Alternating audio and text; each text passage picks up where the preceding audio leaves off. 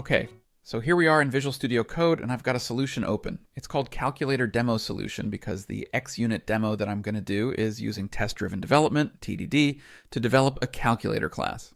I'm using the C# dev kit extension for VS Code that gives me this Solution Explorer pane, and it also provides the unit testing runner that I'm going to be using.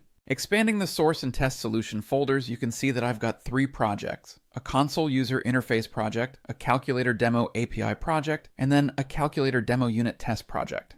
I'm not going to be doing anything with the console UI project in this video, and I'll be focusing on the API and unit test projects. My calculator logic, the actual application code that I could theoretically ship as part of an application, that code will go in the API project. The unit test project is an xUnit unit testing project. Let's expand those projects so you can see the contents. And then I'll click the unittest1.cs file. And here's the contents of that default unit test file. The first thing I'm going to do is rename this class to be called calculator fixture and paste in some code comments that say arrange, act, and assert. A group of related unit tests grouped together in a class are typically referred to as test fixtures, regardless of which testing framework you use. If you've used other testing frameworks before, like NUnit or MS Test, you'll remember that you always had to put some kind of test attribute at the class level of each test. That's one big difference with xUnit-based unit tests. There's no test class attribute required. All it takes is a class with a default constructor to get going. When I say default constructor, I mean a constructor method that takes no arguments. In C#, if you don't specify a constructor at all, like I've done in this code here, the compiler automatically creates a default constructor for you. In xUnit, the test framework simply goes looking for methods with either a fact attribute or a theory attribute. For now, I'm going to focus on testing using the fact attribute. I'll cover the theory test attribute later on in the video. A little bit about those comments that say arrange, act, and assert. You don't have to do this. I mean, it's not mandatory or anything. It's pure personal preference. But I feel like adding these comments help keep the intent of your test code clear and organized. The arrange phase is for the setup logic for the test. The act phase is where we perform the action that we're actually trying to implement and validate. And finally, the assert phase is where we put the validation logic that verifies the output or outputs from the act phase. The first bit of calculator logic that we'll do is going to be the add method. So I'll rename this test method to be called add. We'll eventually do subtract, multiply, and divide, but we'll start with add. Thinking about that add method, we're going to have some inputs, the numbers we're going to add together. So I'll create a variable called value1 and set it to 1, then a value2 and set it to 2. And when I add those two values together, I expect that it'll be 3, so I'll create a variable called expected and set that to 3. Keep in mind that we're trying to write our test first before we do any implementation. This keeps the design clean and the test clean and helps to make sure, at least for me when I work this way, that I understand the problem properly. I'll sometimes do the tests and the implementation together or out of order, but I find that I always get better results if I start with the test. In this arrange section of the test, we'll also create an instance of the calculator class. Since this is the thing that we're trying to implement and validate, you'll typically call this the system under test. And that's probably it for the arrange. Moving on, the act section of the test is where we perform the action that we care about. I'll create a variable called actual to get the result of the add. I'll make a call to the add method on system under test and pass value 1 and value 2. Finally, the assert section where we validate the result. I'll use a utility class called assert and call the requal method. The first arg is always the expected value, and the second arg is the actual value that we got back from the operation. This file is still called unittest1.cs. For readability and organization purposes, we really should have the file name and the class name be the same thing. I'll use the built-in refactoring tools in VS Code to quickly do this. To do this rename, I'll come up to the top and click on the name of the class. Then I'll type command period to bring up the quick fix menu. On Windows, that'd be control period. Come down to this item right here in the pop-up context menu. And then choose Rename File to calculatorfixture.cs. And that renames the file. Now let's try to build the project. Go over to Solution Explorer, right-click the unit test project, and choose Build.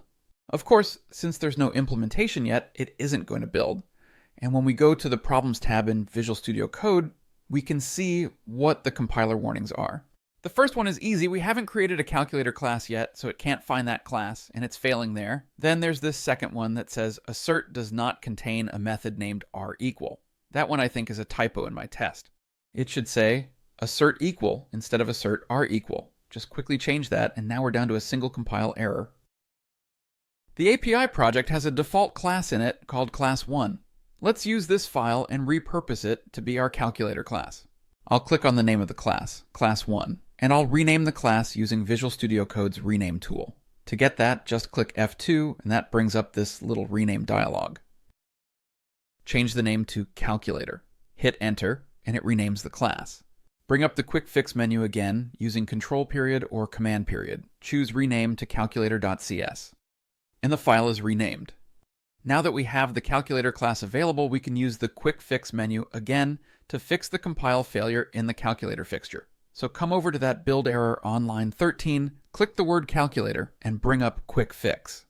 One of the options here is to add a using statement for the benday.calculatordemo.api namespace. That happens to be exactly what we need to fix the compile error, so we'll choose this, and I'll add the missing using statement to the test. That brings up a new error message saying that there's no add method. So next we'll fix that.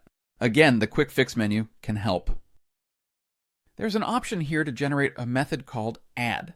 As you can see, the quick fix menu is great for all this test first, test driven development stuff. Choose this option.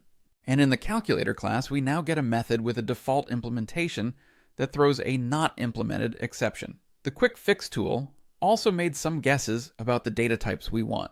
It did okay with value 1 and 2 by making them ints, but the return type is totally weird, and we'll need to fix that detail. Come over here to the return type.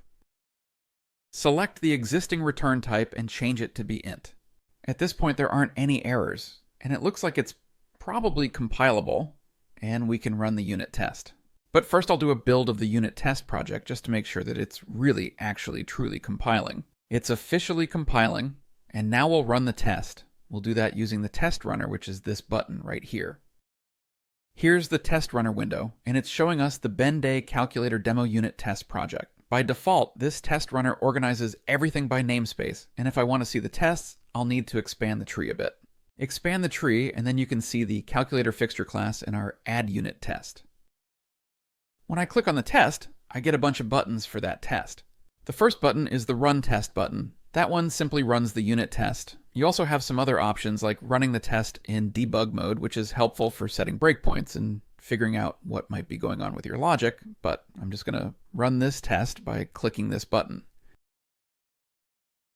The test runs and completes. In the test runner, you can see this X on the add method, meaning that the test failed, and on the right side, you can see the details of the failure, specifically that it got a not implemented exception coming from the add method.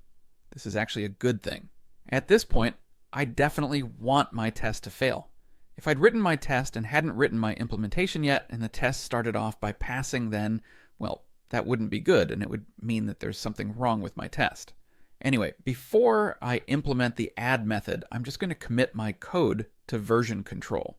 Come over to the source control section of Visual Studio Code. Provide a comment for the commit, and then click commit. Okay, that's committed. And now let's go add an implementation for the add method.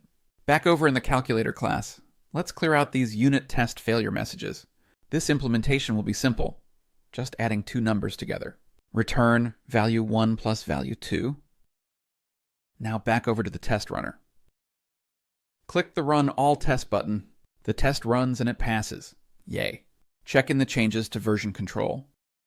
Made the add test pass, commit.